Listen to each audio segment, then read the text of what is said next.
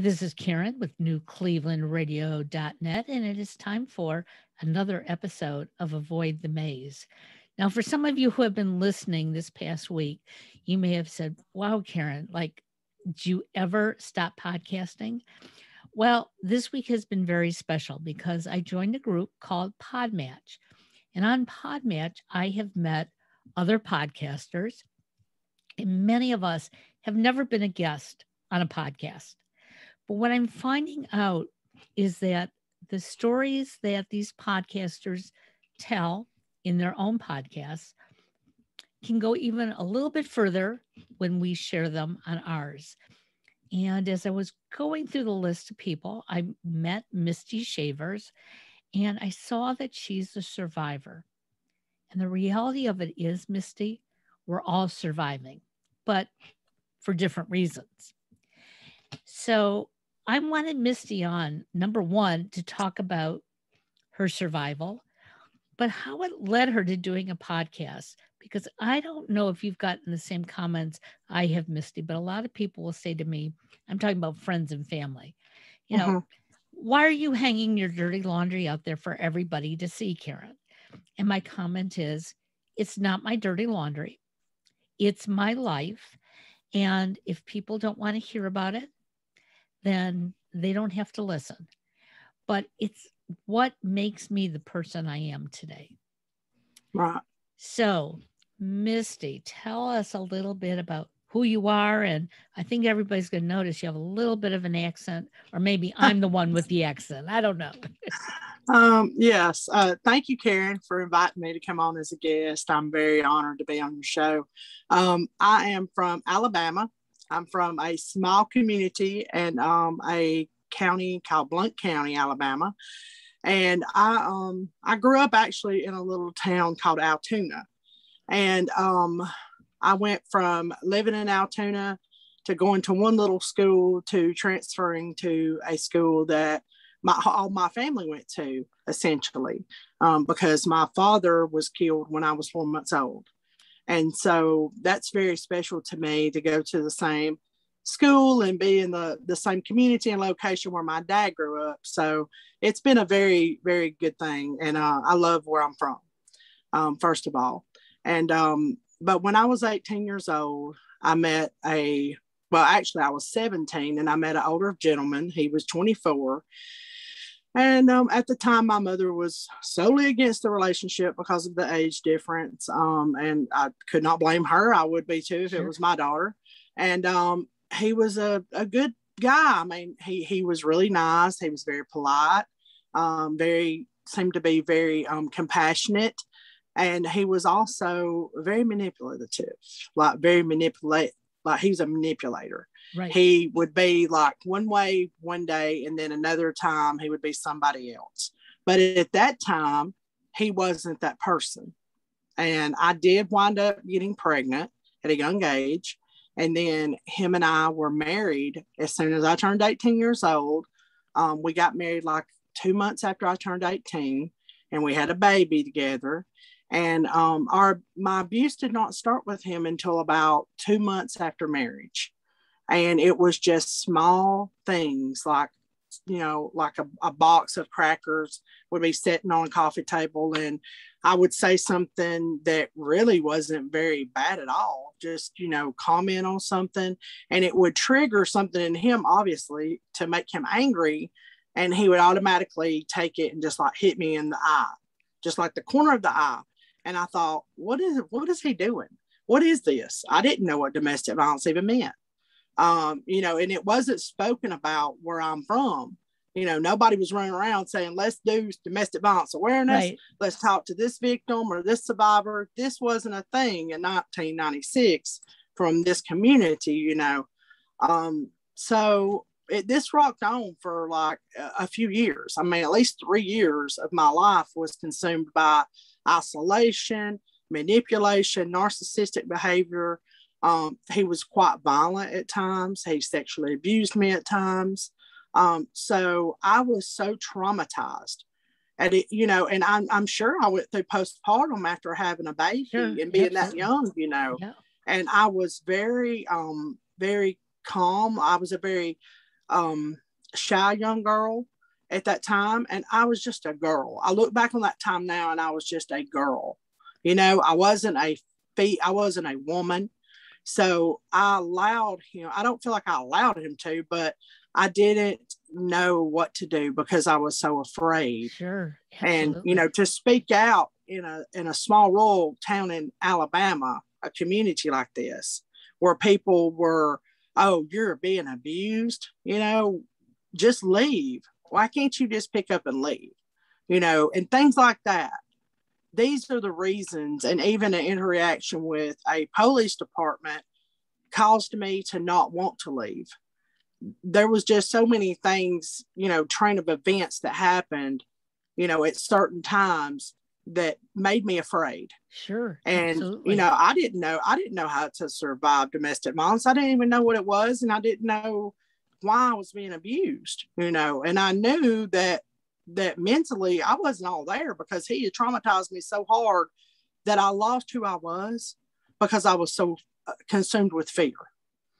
And so after that abusive relationship, I kind of went toward another abusive relationship right after that, and stayed in that. Right. Stayed in that throughout my 20s. So I didn't really become a survivor of domestic violence until my mid-30s. And I'm 43 now, almost in my mid-40s. So the reality of it is you were surviving. Right. Even began. Did you have all the skills? No. And, right. A lot of us, even if we've had training or were more aware of it than you were, when you love someone, or at least you think you love someone, you tend to make excuses for that person and for the behavior. And you almost become accustomed to that behavior. I was not really in what you would call an abusive relationship anywhere near like what you were in. But my first marriage, I think my husband and I got married because his parents expected him to bring a certain girl home. My parents expected me to bring a certain guy home. We sort of matched what our parents were looking for. And we labeled it love. Then we labeled it marriage. And it really was the best thing that came from it is our son. But there was nothing that kept us really together. However, he always made me feel like he had something over me. So almost like what you're talking about, but he did it intellectually. Yeah. And so I was abused with words, making myself feel that I don't belong. And when I went back to my family and said something, my mother used a term that I will never use for anybody, but she said, "You made your bed, you have to sleep in it." And it was like, but I think maybe I made a mistake, Mom. And she said, "That's up to you." And I think a lot of it was the time and how she was brought up. And so I'm sure for yourself, living in a small town, not really being aware of what abuse really was, loving a man, you just like survived through it every time he attacked you. Oh yes. And he was very violent even with my child around. And I wasn't allowed to be at my mom's but over a certain period of time. And I can remember an incident where I was working a job. He wouldn't work. I worked. And I was working a job and I had to come by my mom's and get my child. And she was just a baby. She probably wasn't but about 6 months old. And I remember him saying, you better not stay at your mother's for no long period of time, because if you do, you're going to get it. And me just missing my mom and not being able to see her for a long period of time, I overstayed. And I remember when I got back home, I was sitting on the couch and I was holding my daughter. And he just come up and just hit me, I mean, ball fisted, just like a man, right in the face. And I remember it just jolted me. It shocked me and jolted me. And I just kind of, I had my baby in my hands and I just kind of gently rolled her onto the floor. You know, incidences like this is what I dealt with. Wow. And, you know, I don't really talk. Whenever I started the podcast, I didn't really go into major details about what exactly happened. Sure. Well, a lot of that's because I'm planning on, I'm still going to write a book. And so I did want to talk about some of my journey, but mainly how I was able to heal from that journey. Yes. You know what I mean? Right. And that way I could help other women, because I know that there's so many out here that need to heal from what they have went through. Absolutely. And they're, you know, I reach out to so many survivors every day, and some have not healed, but they want to advocate. But my advice to them is, please get healing before you try to help someone else, because you get yourself in a pickle doing that, because you're going to just turn back around what all this person's went through, and you're going to cause more damage, not only to yourself, but to them too, you know? So, and, you know, they have, I'm assuming that these women feel that if I can help somebody else, it's going to help me. But you are right. There has to be some form of healing, self-love for yourself before you can give it to another person. So you went through a second abusive relationship. When you got out of that relationship, that you said, okay, I'm going to cut myself off from this, and now I'm going to really work on my healing. Yes. The second relationship, he was way older, like the first one.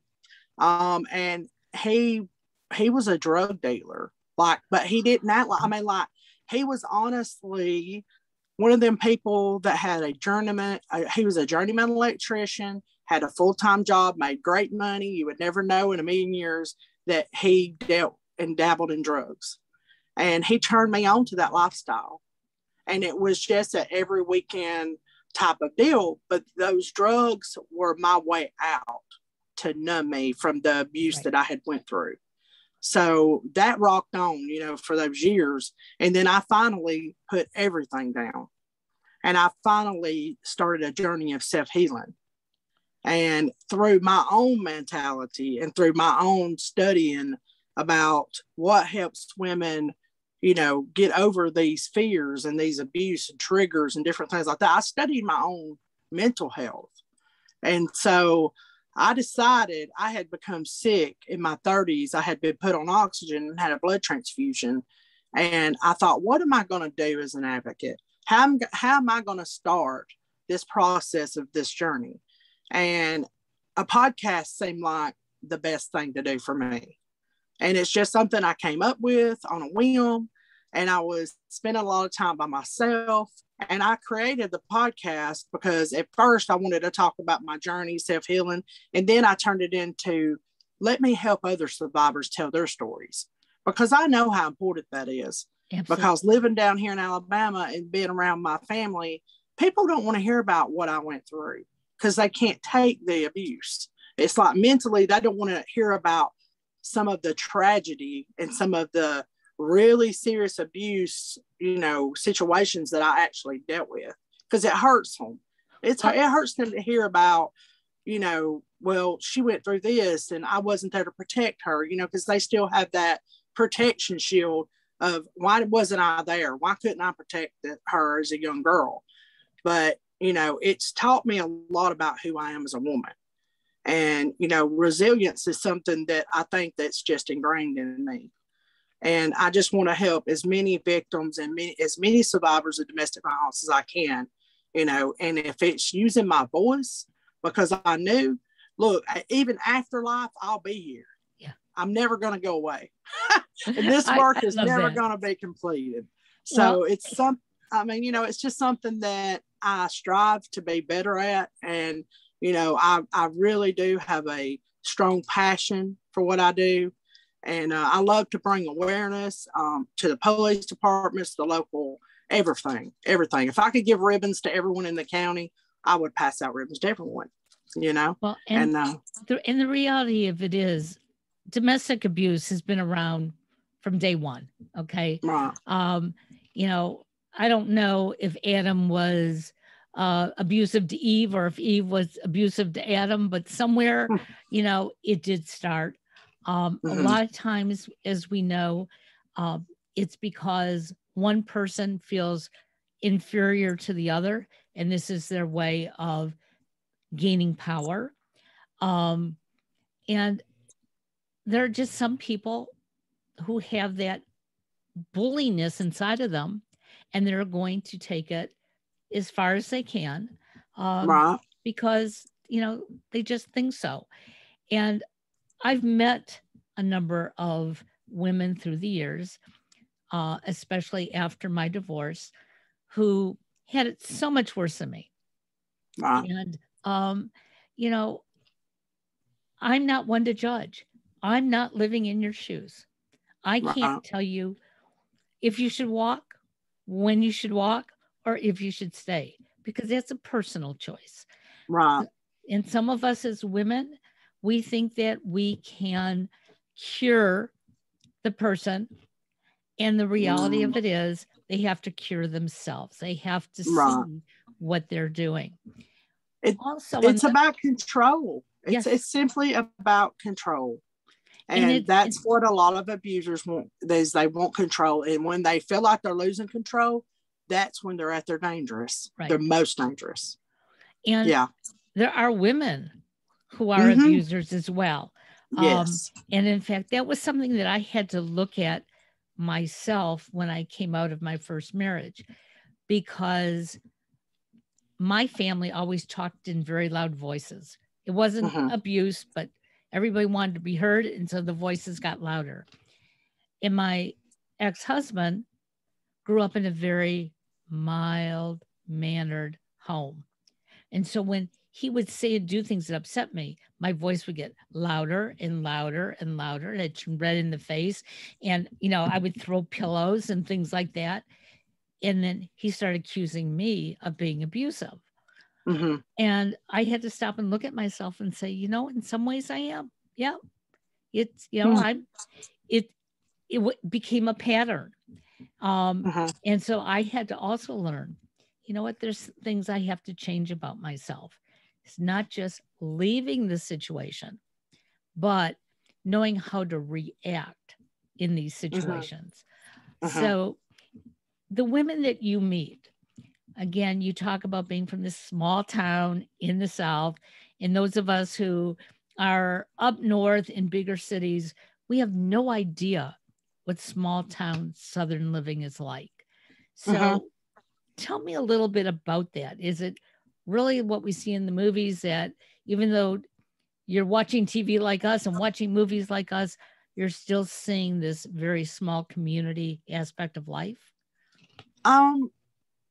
Being from a small community and having women that are abused or survivors in this small community, you have a lot of rural areas, which, you might have to drive, you know what I mean? Like 30 minutes away to get to a city. And it's a relatively small town, just relatively small living. You have restaurants and, a Walmart or, convenience stores and things like that, and a few shoe stores. And, it's just very, very, farming. This is a farming community. Okay.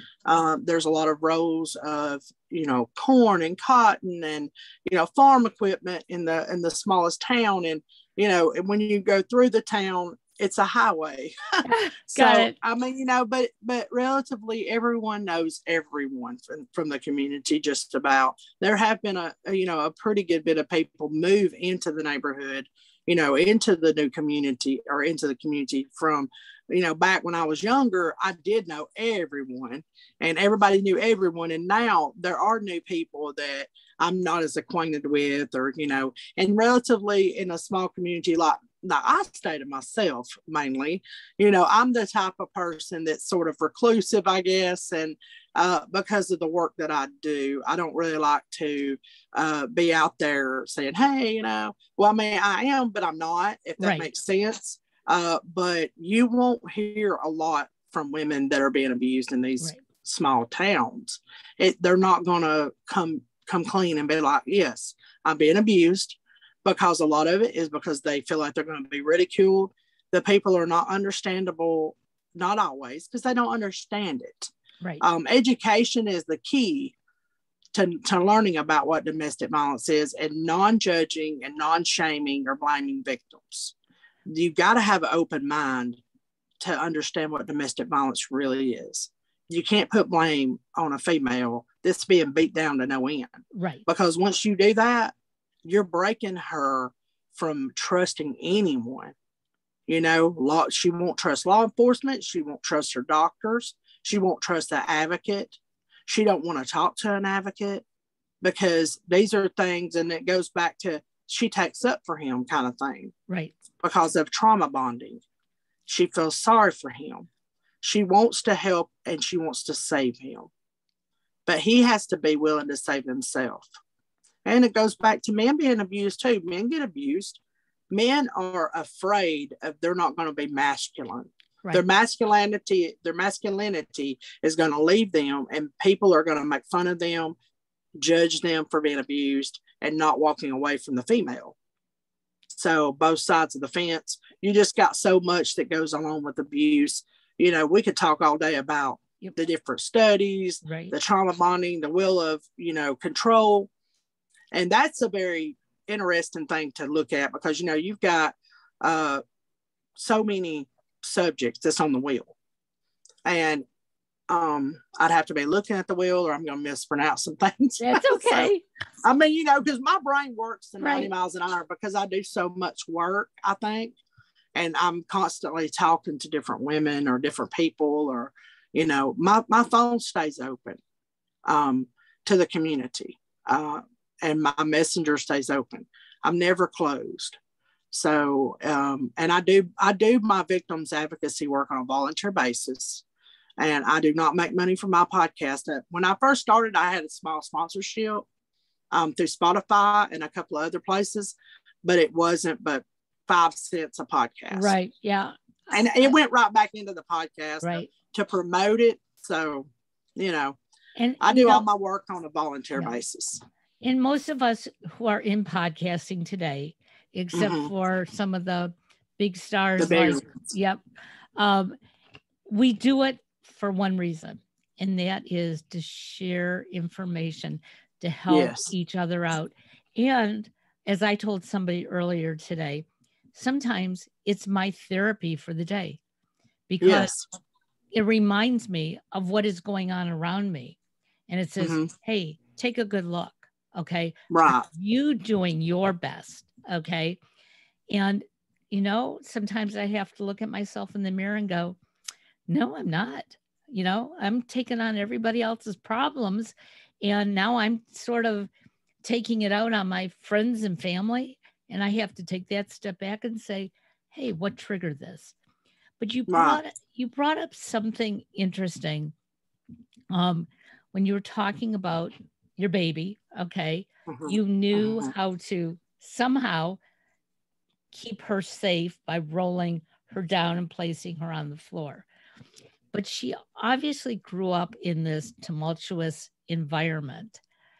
So how is she doing today? Jada was 2 years old whenever my mother took temporary custody of her.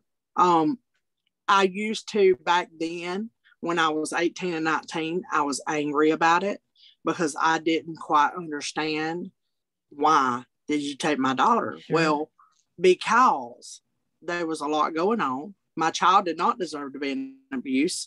I didn't think about that because I was too busy thinking about, we can have this family in some sort of little imaginary world.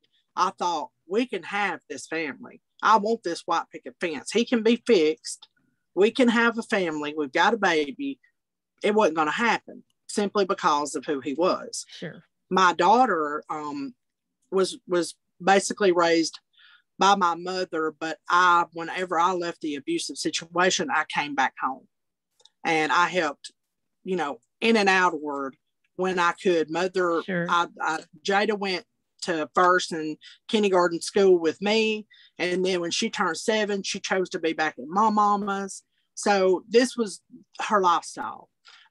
Jada has problems, not because of, she's gotten over the past, because she knows of some of what her, I don't want to say that word, but the man that is her father. Right. She knows some of what he did to her and me, because at one point in time, before she was taken from me, she was about 10 months old. I never thought he would hit my daughter. Never, because he never did around me. He never abused her like, I'm going to beat her up kind of thing. Okay. So I allowed him to babysit her. He begged and begged. He was living with his dad in Arab, which is a community over. And he begged me to let her stay with him. And I did, very, very not smart of me. I was a young girl. I was very gullible and very manipulated easily. And so I let him keep her. And when I come on Sunday to pick my child up from Friday to Sunday, her face was black from here up. She didn't even look like the same child. Police reports were made, pictures was taken, and the police department that was supposedly supposed to put him in jail, convict him of this, lost everything. They lost the pictures, they lost the police report, everything was lost. Wow. He got away with it. He got away with everything. He's still getting away to this day. He's 50 something years old. He's remarried to a girl that's 2 years older than my daughter. She's quite young, in her late 20s. And she's just had a new baby by him. She has a 1-year-old boy and a little newborn baby with him. And he is abusing her. And they're mentally abusing their children. She has a mental disability, and DHR has been contacted in the area by me twice. And I think they thought I was out for revenge. You get what I'm saying? Yeah. So DHR really didn't want to hear what I had to say. But other people in the family, his mother, his father, have also come forward and said, we've seen these things happen. But DHR's response to me was, you're a victim's advocate. You know that we can't give you information about who's reported. Yeah. And I said, but I already know who's reported. And what is it going to take? One of these babies winding up in the morgue for you to do something. And it worries me and bothers me. And I let it really affect me. And I think my daughter lets it affect her. And she suffers with Jada has epilepsy and some thyroid issues. So a lot of Jada's problems is due to her health.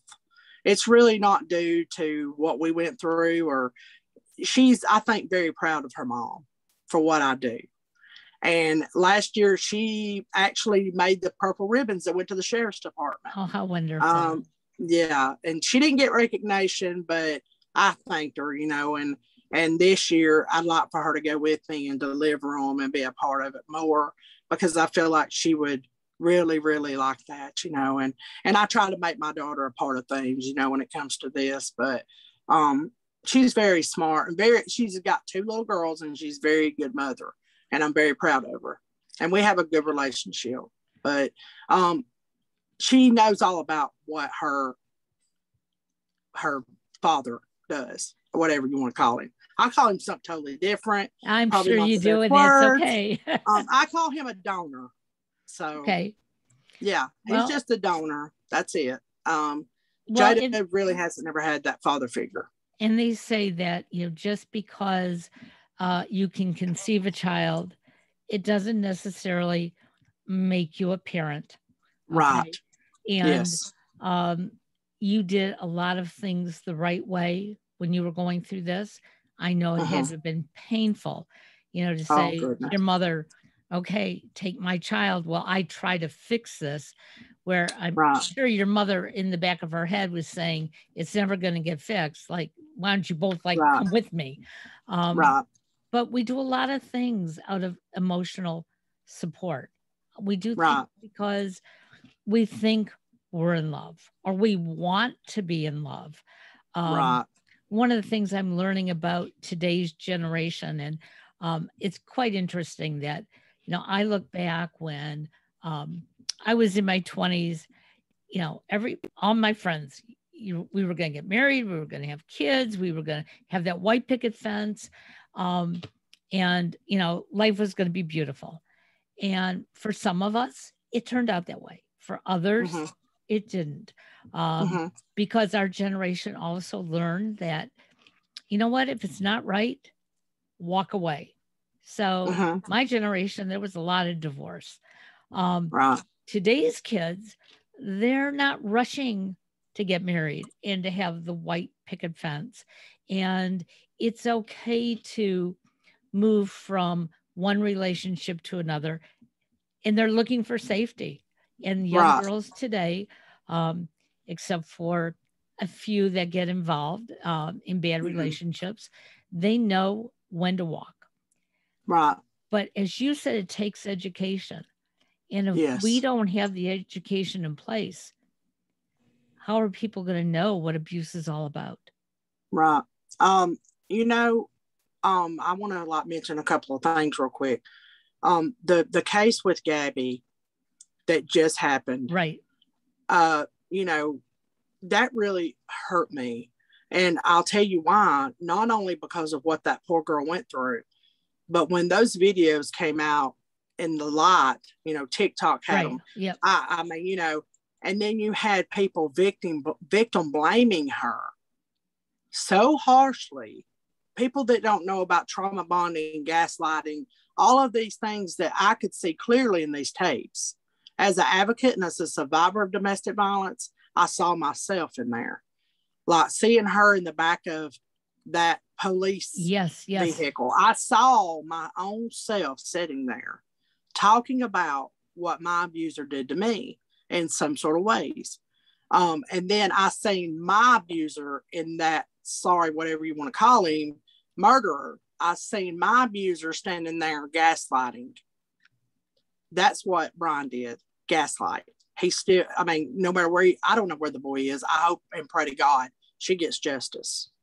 She deserves justice. Right. Absolutely. And I just, it tore me up that here I'm an advocate and survivor, and I'm working so hard to defend these survivors and victims of domestic violence. And here I'm having to defend a girl that was found deceased. Yes.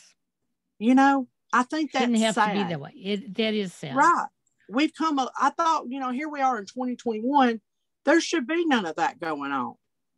Well, you know what I'm saying? And I've also heard on social media how people are blaming his parents and her parents because they knew that this was an abusive relationship.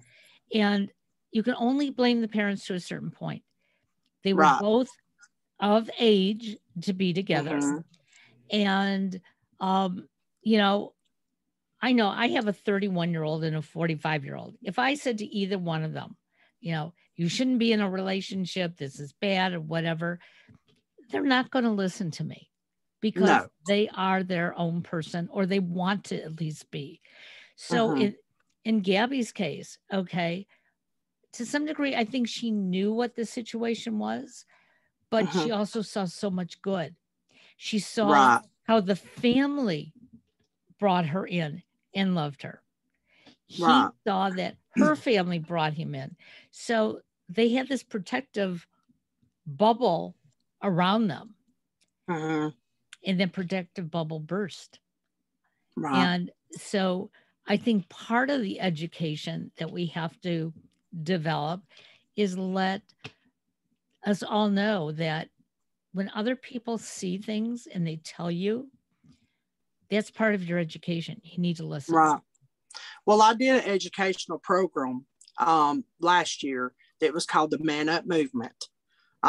It was developed, there was really no development. There's not really a program, but a young man, there was a young girl that was murdered by her abuser here in Alabama, and he was friends with her, and he was a coach of a high school football team. And not the abuser, but the man that was friends with her. And he went and created this document about man up movement.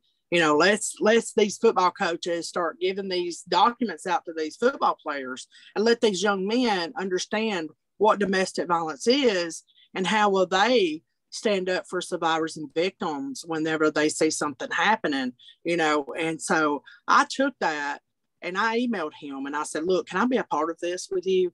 I would love to help you develop this. We did make it a business name in Alabama, and we got to develop the program. He's kind of moved away, like in the southern half. I think he's in southern half of Alabama now. But I went out to the schools, a couple of local schools. We did t-shirts. I had them sponsored t-shirts made. And I went and just talked to the coaches and asked them, can I come speak to your boys about the Man Up movement? Will they sign it? And so they did just that. And we got some media coverage with it. We got a news article, and then we did it got on the local television station. And so I was very proud of it. It needs to be developed. There needs to be a lot more people involved. So we cannot just educate young men. And I think that the name should not be just Man Up Movement. It should be named something else. And a group of us need to come up with a bigger picture to where we can go to schools, kind of like the DARE program, against drugs. Absolutely. Right. We need to come up with a program where we can go out to different schools and talk to all of the school, all of the children, the females to the males, because it really does start with children. Because if I would have known a lot more and been better educated by the time I was 17 years old, I couldn't sit here and tell you the truth, whether or not that would have been my choice, that I would have made the choices that went along with that. You know what I mean? Like, it would have given me some idea of what domestic violence was. How should I be treated, vocally and physically? Because not only was I physically destroyed and traumatized, but he mentally tortured me severely. Oh, I'm sure.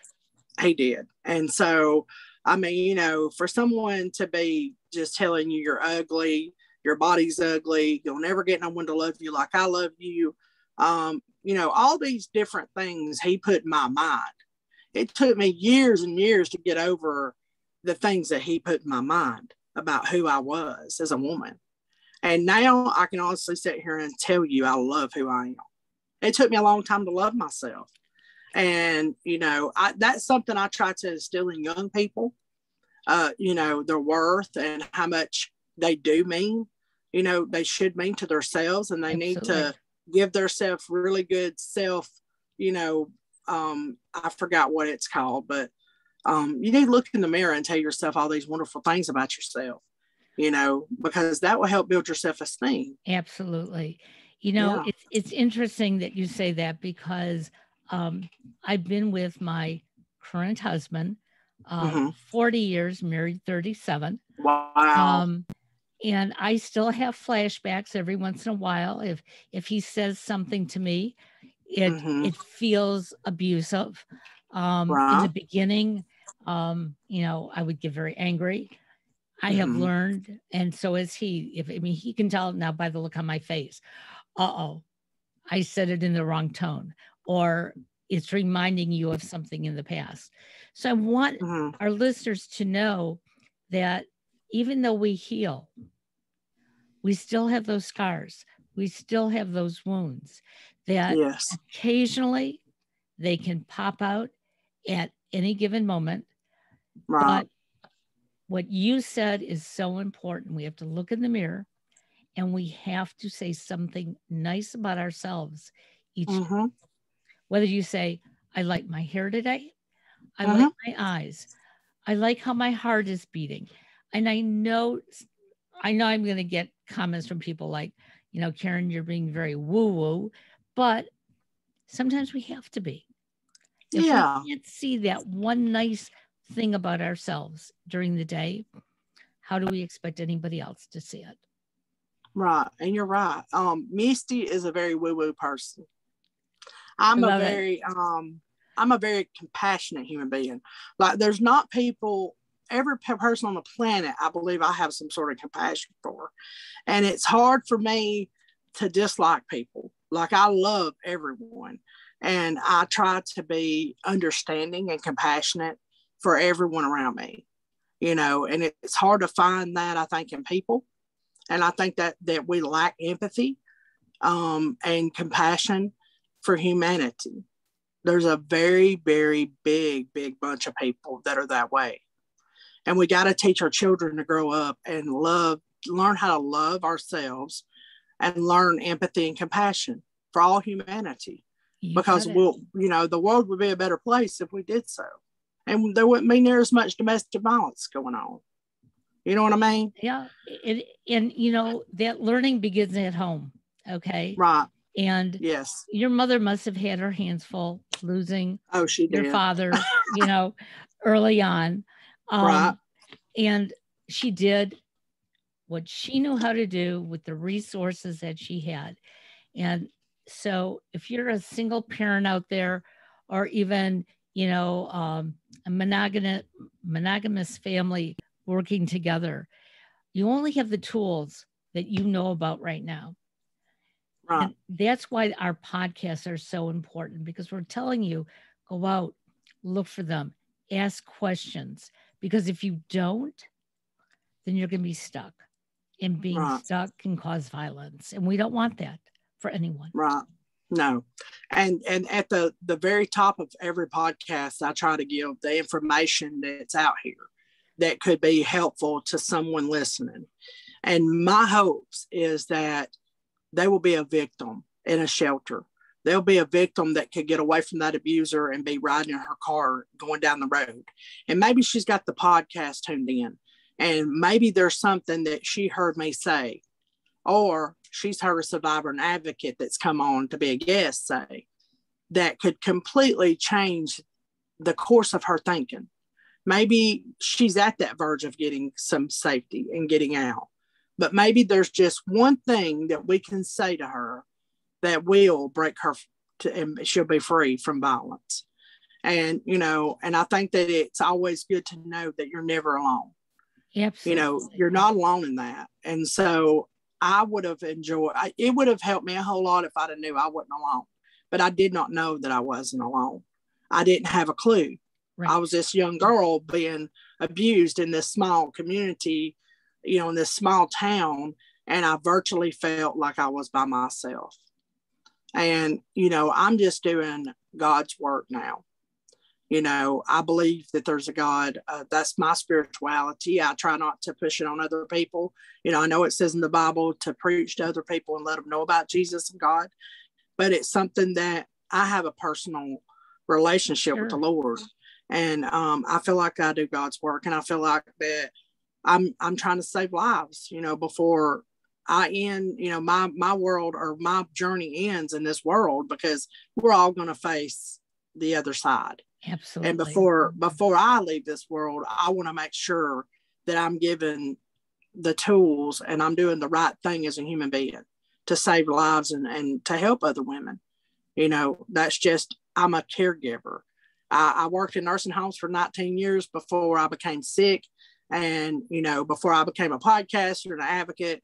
And, as an advocate, I just try to save lives and help other women. And that's my journey. Can you give us, first of all, tell us how to find your podcast? Mm-hmm. Then is there a national hotline that people can contact if they're being abused? Yes, the National Domestic Violence Hotline number, I don't have it. Okay, I will look it up and put in the show notes. Yeah, then. Yes. The National Domestic Violence Hotline number is available. They have advocates that are on hand to help women. They can find you a shelter in your area. You can actually go on domesticshelters.org, and they have a search engine, and you can type in your area and it'll come up. Wonderful. And also, I'm a Survivor podcast. You can find it on iTunes, Spotify, anywhere you can find a podcast, it's there. It's on 20 different platforms, including iHeartRadio, Pandora, Audible, Amazon. Just ask Alexa. She'll put it on there for you. If you don't have access to Alexa, you can find it. And it's ranked 3 on FeedSpot, and I'm very proud of that ranking. It was ranked 8 last year, so it's went up in the rankings, and that makes me very happy. Absolutely. And people can follow me on Instagram. They can follow me on Facebook. My Facebook is Misty Shavers, and that's spelled with C on the last name, Chabiers. And then I think it's Misty, aka Mista. And I think it's like that on my Twitter too. So that's my social media. We'll put all that social media in the show notes. So there's no excuse. If after you've listened to this and you go, what did she say? How can I connect? We'll let you know. Again, listen to Misty's podcast. Share it with somebody who you think may need some help. Sometimes they don't want to hear your words, but if you say, here's a podcast, you may want to listen to it, they may get something out of it. I do want to mention one more thing before we hang up. Let's see. I did do a podcast with a survivor called Kathy Kleiner. Most of you listening probably know that name because she survived Ted Bundy.